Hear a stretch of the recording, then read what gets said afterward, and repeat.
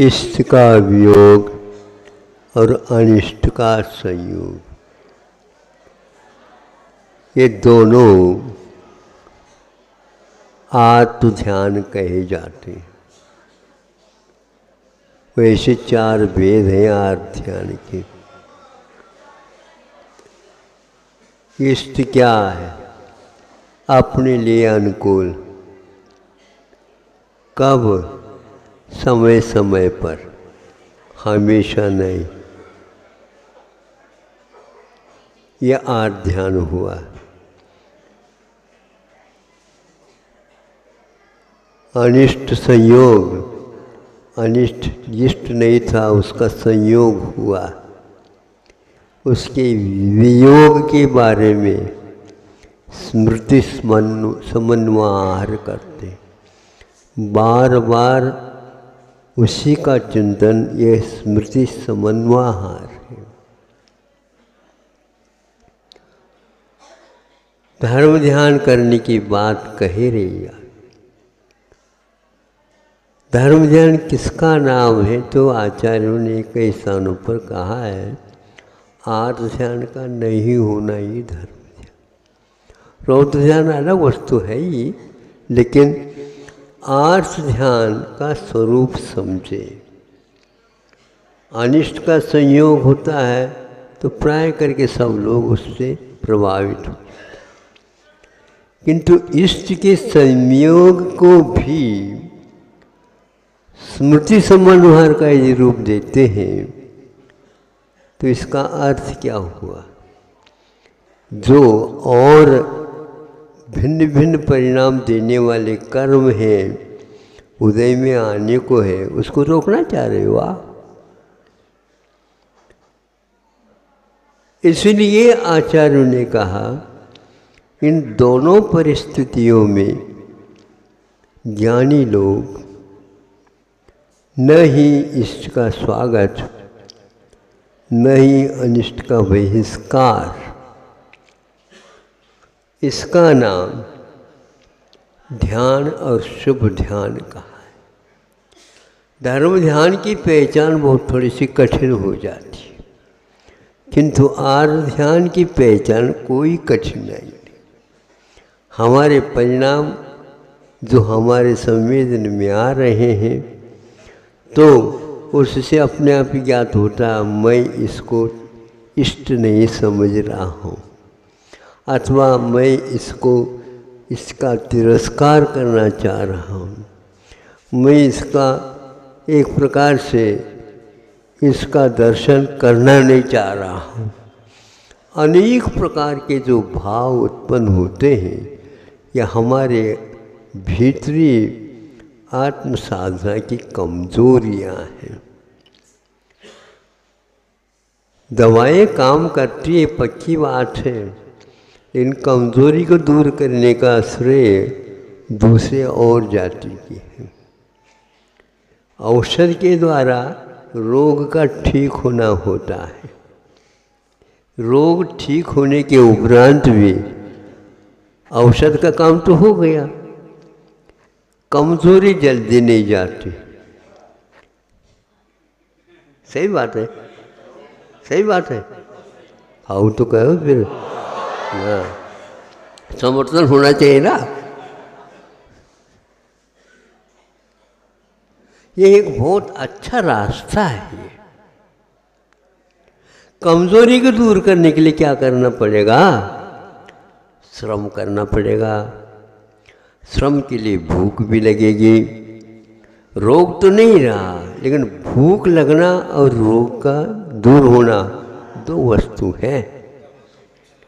हर एक व्यक्ति के जो कमजोरी है एक सी नहीं रहती, और जो बलजोरी रहती है, इसको हम औषध का गुण नहीं मानते, किंतु हमारी जो पाचन शक्ति है, हमारी अवधारणा ही है। अब रोग ठीक हो गया, चलो रोग तो ठीक हो गया, लेकिन कमजोरी जा नहीं रही।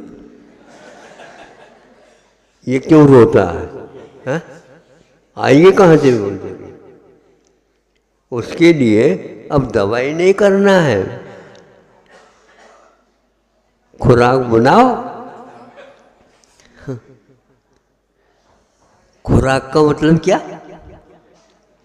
दवाई के लिए देते थे, ये भी एक खुराक है, ये 5-6 खुराक है, खा लो। फिर इसके उपरांत रोग ठीक हो जाएगा। फिर शक्ति कैसे आएगी? अरे शक्ति तो भीतर है, शक्ति तो भीतर है, वह अपने आप ही ऊपर की ओर आ जाएगा। जितने पानी के जो स्रोत हैं उसके सिर के ऊपर मिट्टी डली हुई है, उसको आप उठाते चले जाओ। पानी तो फूटना ही है। इस प्रकार आप आर्य ध्यान से जब बच जाते, धर्म ध्यान होना लग जाएगा। यही धर्म ध्यान है, इसको पहचानो।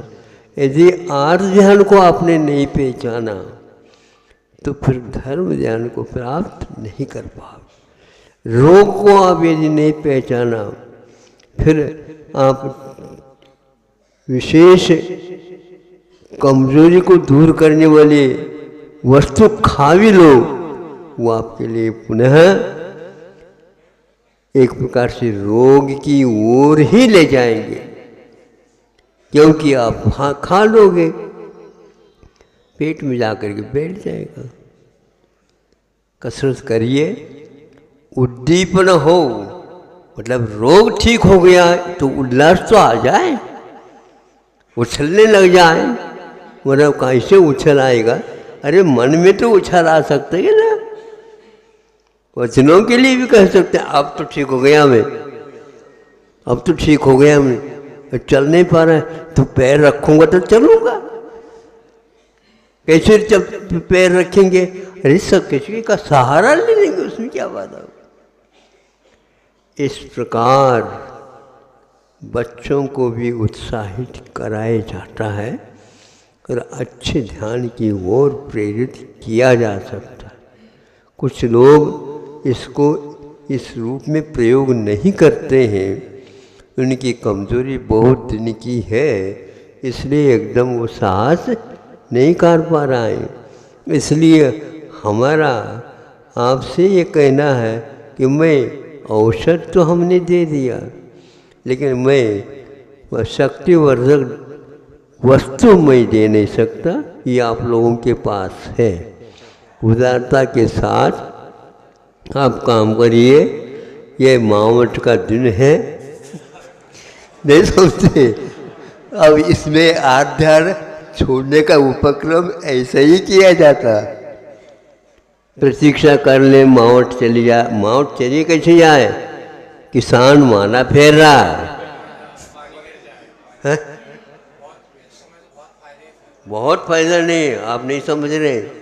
हाँ, अघन बरसे क्या सोनो और पौष बरसे दूनो।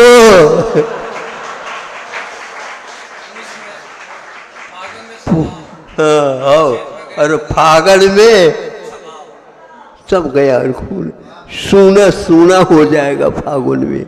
ये तो सोना और ये दूने की बात है। इसलिए हमेशा हमेशा इसमें समता रखना भी धर्म ध्यान है।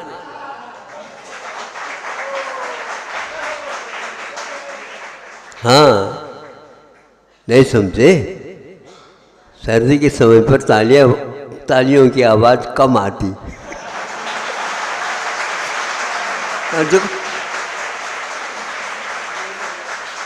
अब हमारे कहने से ये कहाँ से बिजली आ गई, ये करंट कहाँ से आ गई? इसी को बोलते हैं उत्प्रेरक।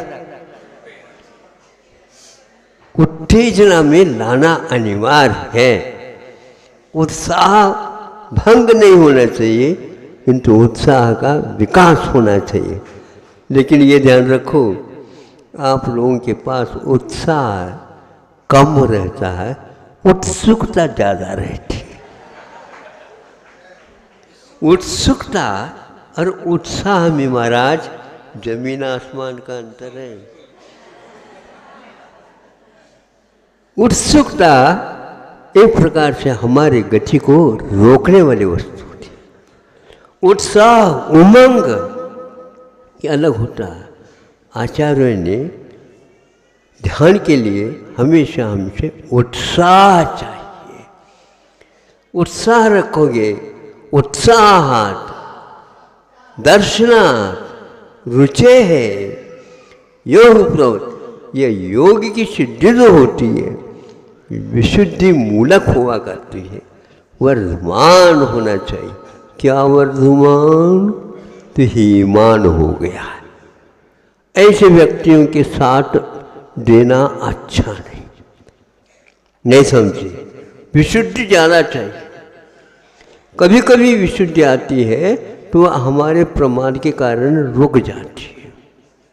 इसलिए हमेशा हमेशा अच्छे अच्छे गुणवान व्यक्तियों के पास रहा करो, संगति किया करो। उस संगति के कारण अपने आप ही उछाल आने लग जाता है।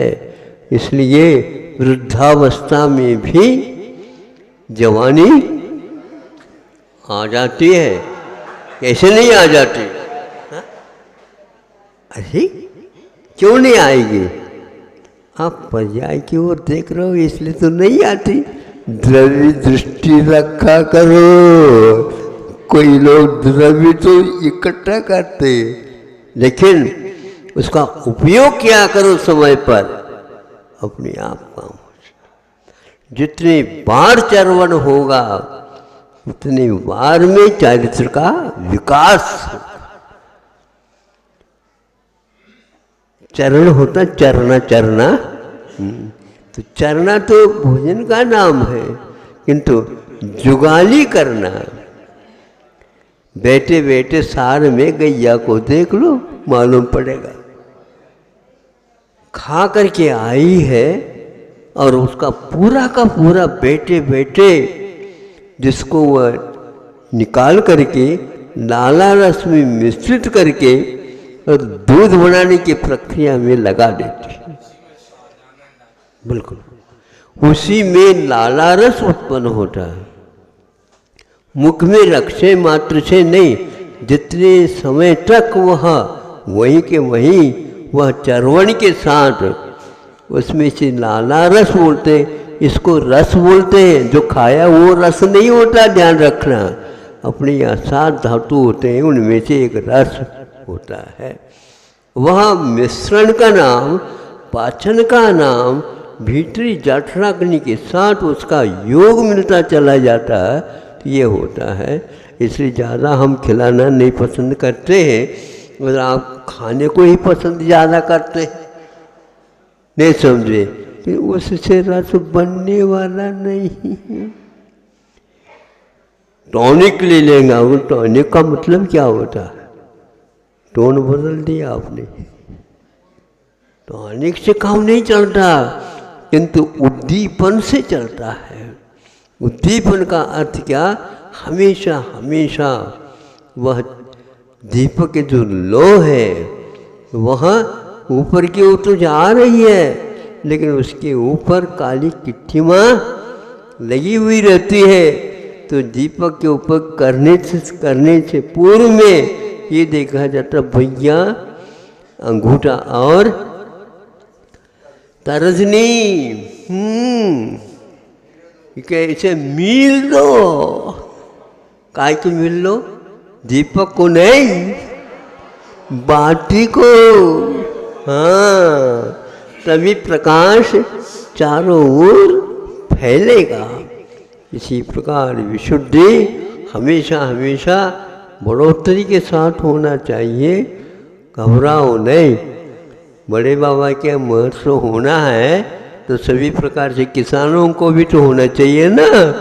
तो दोनों, हाँ, तो ये बात है। भीतर के जो करंट है, गुरुजी कहा करते थे सर्दी के समय पर बूढ़ा भी भागता है। हाँ, सर्दी के समय पर बूढ़ा भी भागता है क्योंकि सर्दी साथ हो जाती है। हाँ, अरे बूढ़ा भागने लग जाएगा तो भूख अपने आप ही खुल जाएगी। गर्मी के समय पर भूख नहीं के बराबर रह जाता है क्योंकि स्वयं सूर्य नारायण को गर्मी लग रही है, कर्म नहीं रख पा रहे हैं। इसलिए गर्मी के दिनों में हम, हाँ ये बात है, गर्मी के दिनों में 14 घंटे का दिन होता है और 10 घंटे का रात हो जाती है। बस अब दिन भर पानी पीते रहो, खाया नहीं जाता महाराज। खाया कैसे नहीं जाता? सर्दी यदि खा जाते खूब खा जाते, सर्दी खाई ही नहीं तो गर्मी लू खाओ, समझे? इसीलिए हमेशा हमेशा धर्म ध्यान करने वाला दोनों मौसम को अपने अनुरूप बना करके चलता है। जवानी में अच्छे अच्छे तप किया करो किंतु तपो नहीं स्वयं, समझे? आप पश्चाताप करते बाद में और करोगे तो पौष में क्या होता है? फसल दूना हो जाएगा, यह विश्वास किसान को रहता है। और व्यापारी मानिया वो क्या करता है? मंदी आ जाए, मंदी बाजार में मंदी आ जाए, अरे फिर आप किसान के भी चीज को अपने अंडर में लेना चाहते हो, गड़बड़ है। इसलिए किसान लोगों का हर्ता चला था। भारत में किसानों के माध्यम से ही भविष्य को आंका जाता है।